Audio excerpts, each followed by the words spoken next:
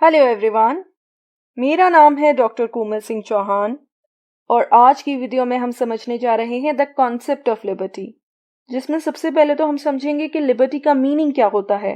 फिर हम डिस्कस करेंगे इसके नेचर और कैरेक्टरिस्टिक्स को, followed by the scope of liberty.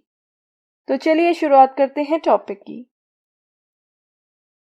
Starting with its meaning, liberty शब्द को डेराइव किया गया है लैटिन वर्ड लिबर से, जिसका मतलब होता है free.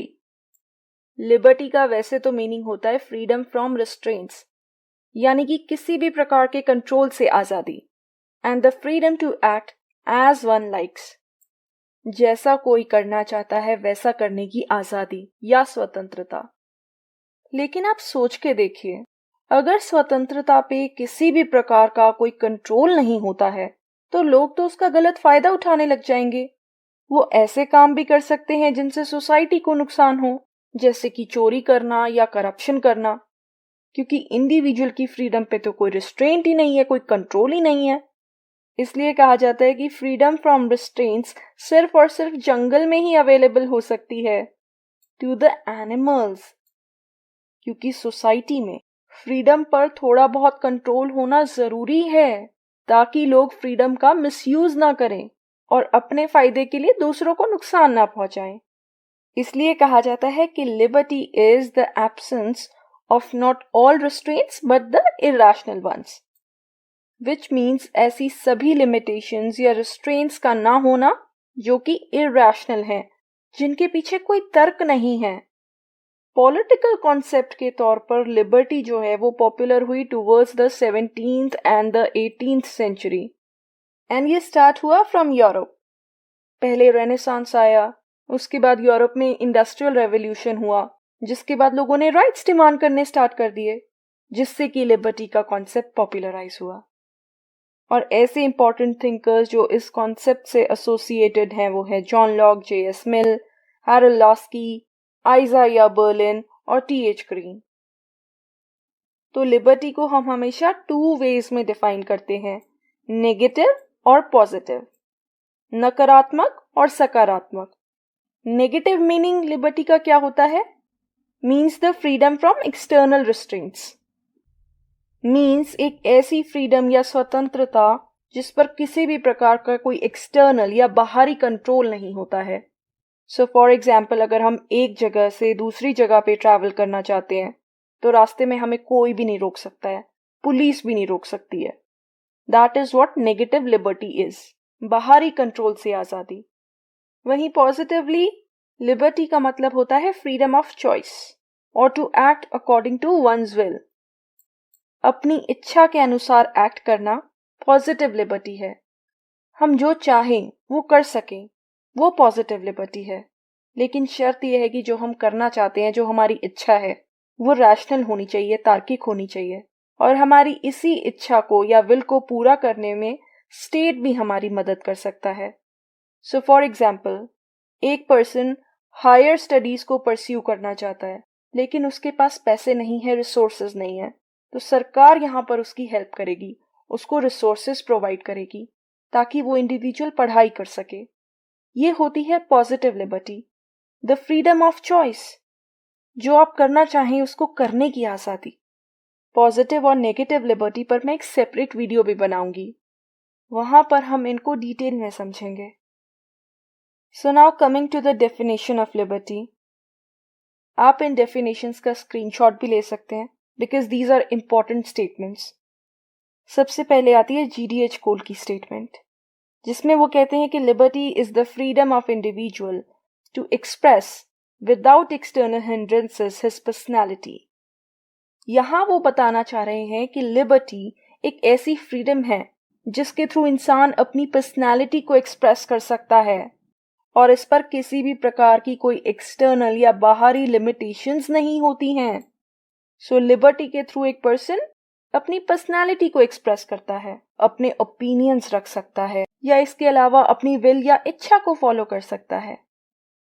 According to Mackenzie, freedom restraints की एब्सेंस नहीं है, बल्कि सिर्फ और सिर्फ इरैशनल रिस्ट्रेंट्स की एब्सेंस है, जैसा कि मैंने बताया।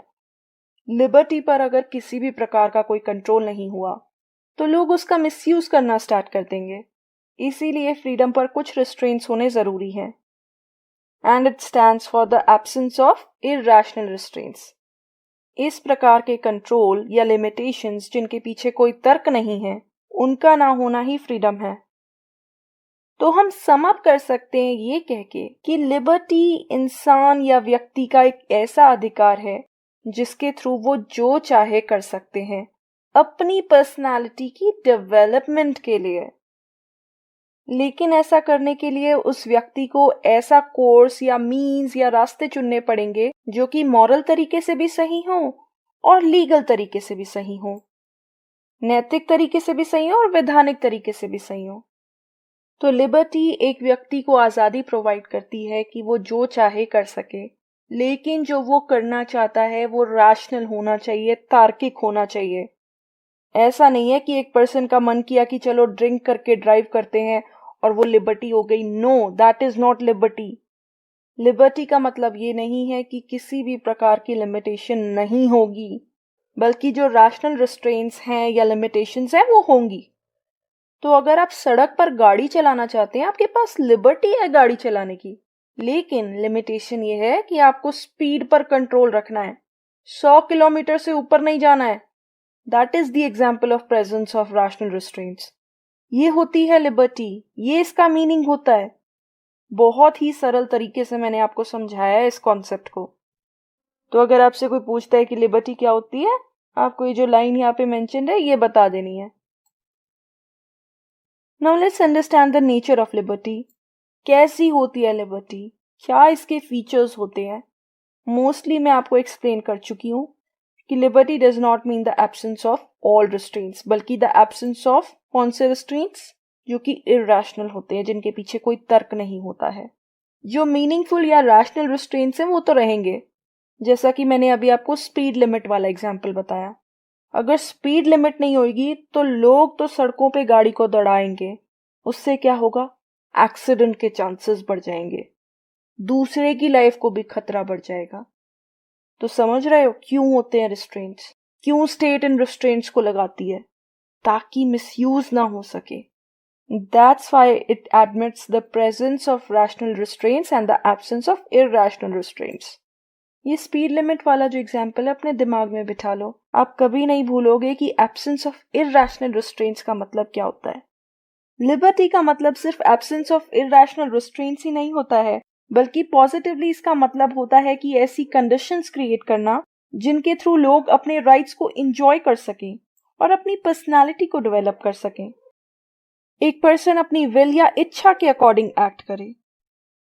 और जैसा कि मैं पहले भी बता चुकी हूँ कि even though liberty is the freedom to do anything, कि आप जो चाहे वो कर सकते हो, बट जो आप कर रहे हो या जो आप करना चाहते हो वो स्टेट द्वारा लीगल और मॉरल कंसिडर किया जाना चाहिए। लाइक आप चोरी करना चाहते हो, स्टेट कभी भी इसको जस्टिफाई नहीं करेगी। Liberty also provides opportunities to all. बिल्कुल, ये लिबर्टी ही है जिसके थ्रू इंडिविजुअल्स को काफ़ी सारी अपॉर्चुनिटीज़ प्रोवाइड की जाती हैं। वो अपने ओपिनियंस को एक्सप्रेस कर सकते हैं, पॉलिटिकल प्रोसेस का एक हिस्सा बन सकते हैं। ऑल एंड ऑल लिबर्टी के थ्रू आप अपनी पर्सनालिटी को डेवलप कर सकते हैं। और लिबर्टी को एंजॉय करने के लिए लॉ भी बहुत ज़रूरी है, क्योंकि लॉ ही है जो ऐसी कंडीशंस क्रिएट करता है जिनके थ्रू लिबर्टी को एंजॉय किया जा सके। क्योंकि देखिए, स्टेट लॉ के थ्रू ही तो आपको लिबर्टी प्रोवाइड करेंगी। अब राइट टू लिबर्टी है वो हमें लॉ के तौर पर ही तो प्रोवाइड किया गया है। लॉ या कानून एक तरीके से लीगल सैंक्शन का काम करता है लिबर्टी को एंजॉय करने के लिए। इसके अलावा आप नेचर ऑफ लिबर्टी में ये भी बता सकते हैं कि लिबर्टी की डिफरेंट काइंड्स हैं या टाइप्स हैं, जिनको हम अपनी नेक्स्ट वीडियो में कवर करने वाले हैं। So this was the nature of liberty and I hope कि अब आपको और क्लैरिटी आ गई होगी लिबर्टी के कॉन्सेप्ट को लेकर। Now comes the scope of liberty. एक स्टेट में लिबर्टी का क्या स्कोप होना चाहिए, कितनी लिबर्टी एक सोसाइटी में सही लिबर्टी है। लिबर्टी का एक मेजर इशू ये है कि इंडिविजुअल और सोसाइटी की डिमांड्स के बीच में एक बैलेंस को एस्टैब्लिश करना। ये ना हो कि एक इंसान की लिबर्टी सोसाइटी के लिए खतरनाक बन जाए, तो बहुत ज़रूरी है दोनों के बीच में एक बैलेंस इस्टेब्लिश किया जाए। और यहाँ पर इम्पॉर्टेंट रोल आता है स्टेट का, क्योंकि एक ऐसी एजेंसी होती है जो इंडिविजुअल और सोसाइटी के रिलेशंस को रेगुलेट या कंट्रोल करती है। तो लिबर्टी के स्कोप को हम समझते हैं by understanding its relation with authority and license along with legitimacy. पहले हम समझेंगे लिबर्टी एंड लाइसेंस को, फिर लिबर्टी एंड अथॉरिटी को, और उसके बाद लिबर्टी एंड लेजिटिमेसी को। बात करते हैं लिबर्टी और लाइसेंस की। लिबर्टी लाइसेंस कब बन जाती है? जब एक इंडिविजुअल को बहुत ज्यादा फ्रीडम दे दी जाती है, उस पर किसी भी प्रकार का कोई कंट्रोल नहीं होता है, तो ऐसे केस में लिबर्टी लाइसेंस बन जाती है। क्योंकि इस प्रकार की जो लिबर्टी होती है वो सोसाइटी के इंटरेस्ट को नुकसान पहुंचा सकती है। जहां लिबर्टी पर कोई रिस्ट्रिक्शन ना हो और वो सोसाइटी के इंटरेस्ट में भी ना हो, तो लिबर्टी लाइसेंस बन जाती है। आम बोलचाल की भाषा में बोलते हैं ना कि तुम्हें तो लाइसेंस मिल गया है चोरी करने का या गलत काम करने का। So that's how liberty is reduce to license. एक इंसान की लिबर्टी दूसरे इंसान के लिए कंस्ट्रेंट या लिमिटेशन बन जाती है, क्योंकि ऐसे में क्या होता है कि जो स्ट्रांग है वो वीकर को डोमिनेट करना स्टार्ट कर देता है। जब लिबर्टी पर कोई रिस्ट्रिक्शन ही नहीं होगी, तो ऐसे में क्या होगा? आप एक इंसान को फ्रीडम दे दोगे कि वो किसी भी स्पीड पर कार चला सकता है, तो वो तेज स्पीड से कार को चलाएगा। इससे एक्सीडेंट होने का खतरा बन सकता है, तो सोसाइटी को तो खतरा हो गया ना। आप इंसान को फ्रीडम दे देते हो कि वो कुछ भी कर सकता है, तो वो चोरी भी कर सकता है, तो जिसके घर चोरी हुई है उसको तो नुकसान हो गया। कहने को हमने इंडिविजुअल को फ्रीडम दे दी है, लेकिन इस एक्ट से यहाँ सोसाइटी को तो नुकसान हो रहा है ना। और ऐसे केस में ये भी होगा कि जो रिच लोग हैं वो पुअर लोगों से ज्यादा वेल्थ को एक्यूमुलेट करेंगे। तो लिबर्टी लाइसेंस कब बन जाती है? When there is absence or removal of all restraints, जब किसी भी प्रकार का कोई कंट्रोल नहीं होता है स्टेट द्वारा। तो बहुत ज्यादा फ्रीडम दे देना एक इंडिविजुअल को, ये भी सोसाइटी को नुकसान पहुंचा सकता है। फिर आता है लिबर्टी एंड अथॉरिटी। ये लिबर्टी और लाइसेंस का बिल्कुल ऑपोजिट सिचुएशन है। लिबर्टी लाइसेंस तब बन जाती है जब बहुत ज्यादा फ्रीडम प्रोवाइड कर दी जाती है, लेकिन लिबर्टी अथॉरिटी कब बनती है? जब एक इंडिविजुअल्स पर बहुत ज्यादा रिस्ट्रिक्शंस कर दी जाती हैं, और इससे क्या होता है कि लिबर्टी ही खत्म हो जाती है। कई बार क्या होता है कि सोसाइटी के इंटरेस्ट में लिबर्टी को बहुत ही ज्यादा रिस्ट्रिक्ट कर दिया जाता है।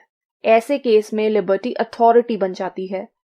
फॉर एग्जाम्पल, एक सोसाइटी में रात के समय बहुत ज्यादा क्राइम्स हो रहे हैं, तो स्टेट क्या करती है कि रात के 8 बजे के बाद इंडिविजुअल्स की मूवमेंट को रिस्ट्रिक्ट कर देती है।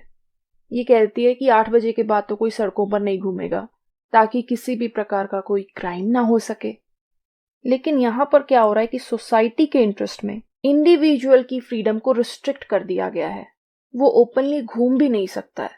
तो यहां पर लिबर्टी बन जाती है authority and unconditional submission to the authority. तो इसलिए लिबर्टी और अथॉरिटी के बीच में भी एक बैलेंस एस्टैब्लिश होना चाहिए।